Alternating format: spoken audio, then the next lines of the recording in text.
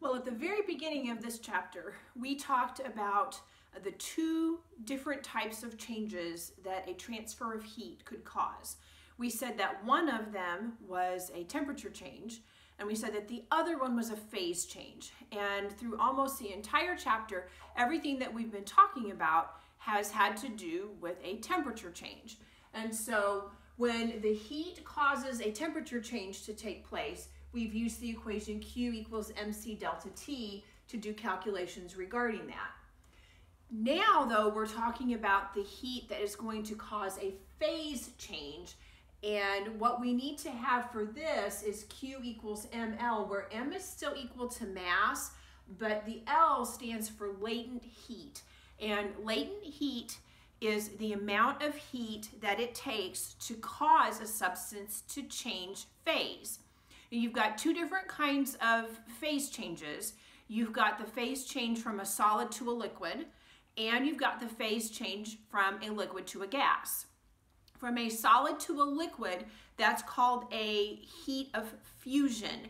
And if you think about that, if you go from a liquid to a solid, the molecules are going to be fusing together. So that's how you can remember that. The heat of fusion involves a solid going to a liquid or a liquid to a solid. If you're talking about going from a liquid to a gas, then you're talking about putting things into a vapor form, a gaseous form. And so the latent heat associated with that phase change is the heat of vaporization. So you have to make sure, if you're given both of them, that you use the proper latent heat for whichever phase change you're talking about. Now he talks about the amount of heat that's required if you're going to do phase changes and you're going to have a change in temperature at the same time. There's one very key important point to remember as you're talking about heat transfer during phase changes, and that is this. And again, this is something I referred to a little bit earlier. You can have a temperature change and you can have a phase change, but you will not have the two occurring simultaneously.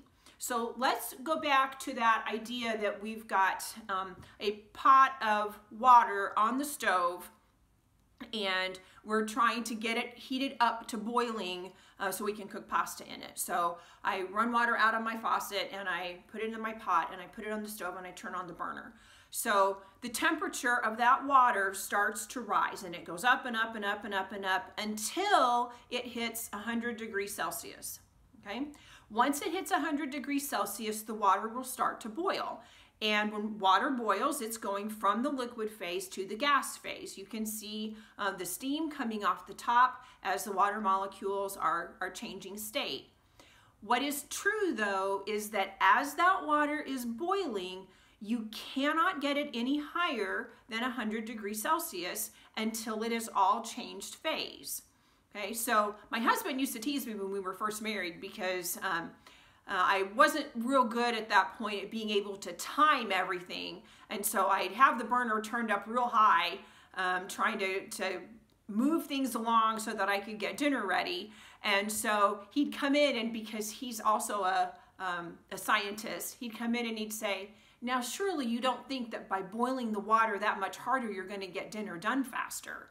And I of course didn't, because I knew better, but having the water boil at a faster rate doesn't make the temperature go up, it just makes it boil away faster if you have the burner at a higher temperature.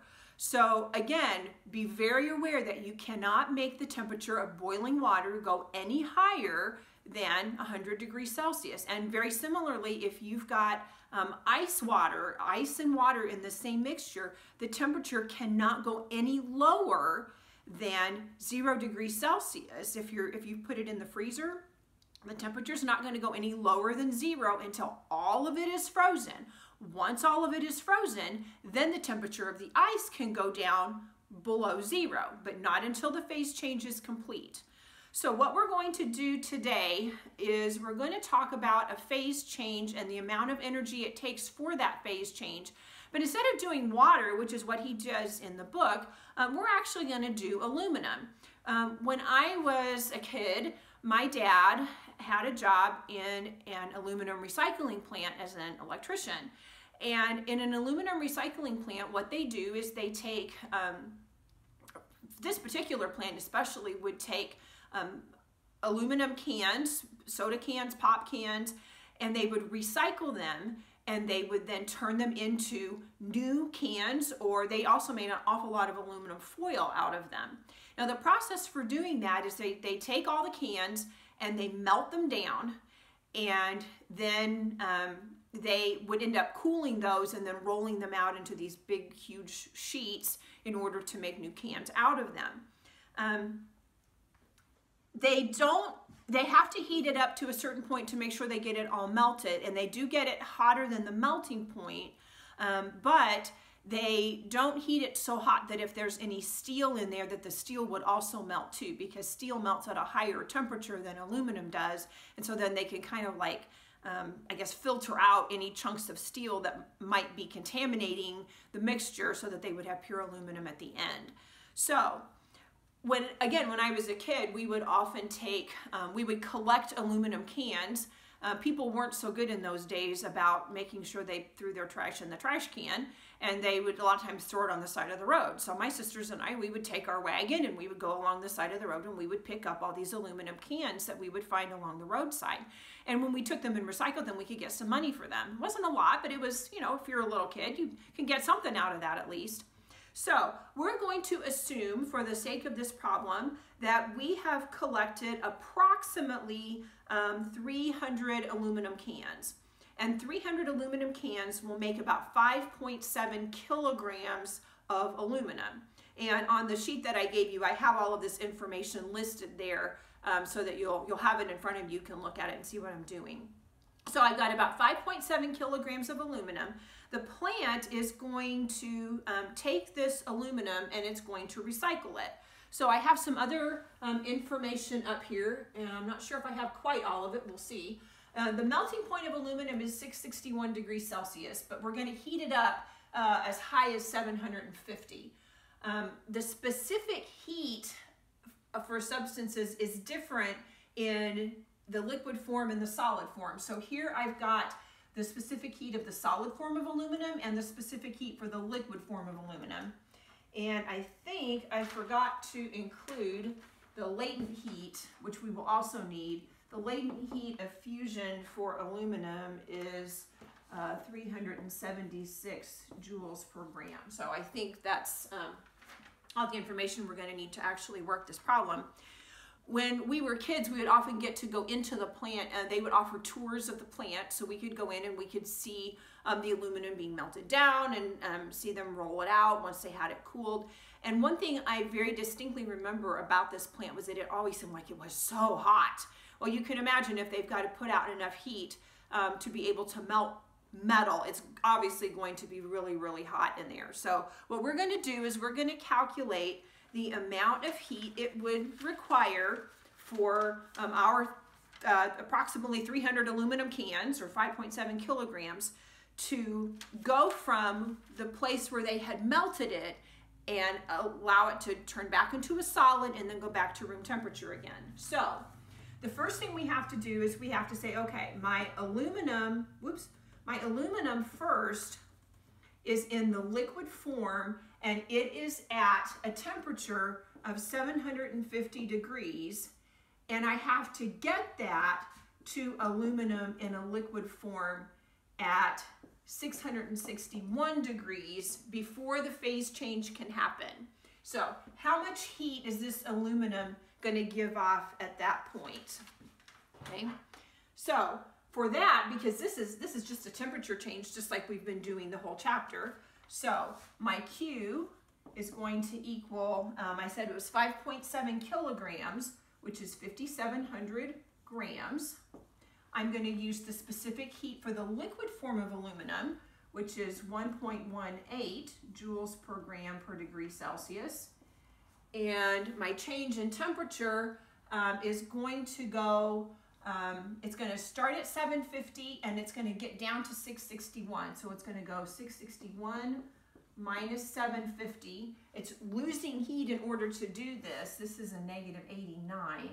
And so this heat that it is losing into two significant figures is negative 6.0 times 10 to the 5th joules. Okay, so I've got my, my molten aluminum, I've got it cooled down to the point where it's now going to start to solidify. So now I have to take it from aluminum in the liquid form to aluminum in the solid form. And so this is where the new equation comes in, the latent heat equation, the Q equals mL. So to calculate this, I'm going to take the mass of my aluminum, those same 300 cans that my sisters and I had collected. So we have 5,700 grams, and the latent heat of fusion is 376 joules per gram. Now notice that this doesn't have any degrees in it because when you do a phase change, there is no change in temperature. This aluminum is going to stay at 661 degrees until the phase change is complete, until all of it goes from the liquid form to the solid form. So grams cancels out and I'll be left with joules. So when I multiply this, I'm going to have 2,100,000 joules. And again, because we're losing it, this is actually going to be negative, and so actually I would have made that latent heat of fusion negative as well, because I'm losing heat in order to get this into the solid form. Okay, now if I'm going to cool it all the way down to room temperature, I want to take my solid aluminum, which is going to be at 661 degrees, and I'm going to go ahead and cool that down to solid aluminum at room temperature, which is approximately 20 degrees Celsius. That would be a comfortable room temperature. Okay, so once again, I'm going to use my Q equals MC delta T and figure out how much energy is lost as this is cooling down. And so I've got Q equals 5,700 grams. The specific heat of solid aluminum is 0.9 joules per gram per degree Celsius.